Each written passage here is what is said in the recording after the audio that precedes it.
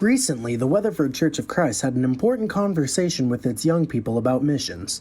The leadership wanted to know what they thought missions were really about. And luckily for the rest of us, the cameras were rolling. All right, guys, thank you so much for coming to this meeting.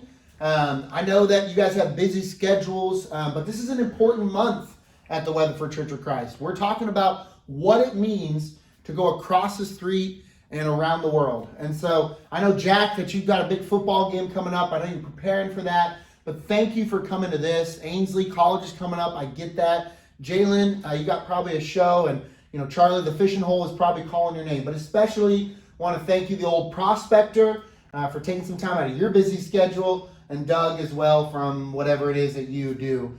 But I guess I'll just kind of open it up to discussion to start. I guess I'll just kind of pose the question, what is a mission? What does it mean? Do we have to go far? Can it be near? What makes a mission a mission?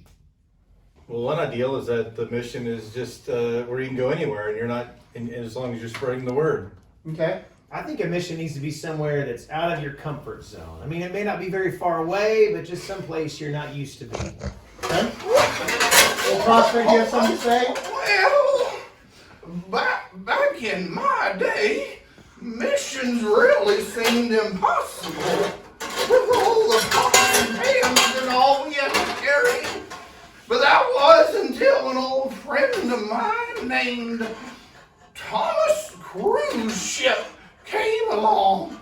Thomas Cruise Ship? Where are you going with that, Mr. Prospector? Oh, peaches! I was working my way there. You see, back in my day, we sent folks to Cannibal Islands. That's where we sent the good news.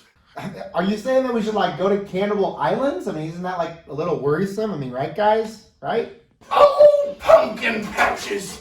I'd be more worried about bobcats if I were here. We can spread the word in other ways as well, fellas. I was just mentioning something we used to do. Okay, all right. Well, thanks. Calm down. Thank you so much. Thank you. Does anybody else have any more insight, any more ideas? Well, I personally believe that anything can be a mission trip, no matter where we go throughout the day. I mean, yeah, some of us, we might do that across the world, and some of us, we just do that here at home. Yeah, really good insight. Thank you, Jack, for kind of bringing that to our attention. That's a really solid way to put it. Oh, you have something else to say, old Prospector? Peas and pods. I don't see no point in just horsing around. There's no reason we can't get together, and we could get a good expedition together by spring, I reckon, if we choose to. Spring? You guys think that'll work? Oh, Thanksgiving cornucopia filled with potatoes and squash. I think I'm just gonna go do a mission of my own deep down in the mines. In the mines? Who are you going to do a mission for in the mines? Well, Sonny, you shouldn't ask questions if you don't want the answers. But if you do so inquire, I found 7 dwarves who could use the good news. 7 dwarves. Is Snow White down there too? All right. Oh, shucks! You kids these days clearly have never been down in the mines. It's pitch black down there.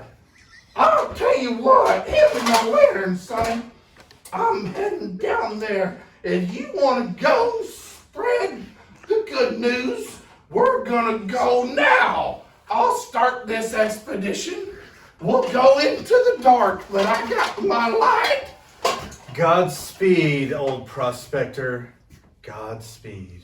Guys, the old Prospector has some really outdated ways of saying things, but he's probably right. Maybe we should just follow him and see where it leads us. What do y'all think? All right, let's follow the old Prospector. Yeah.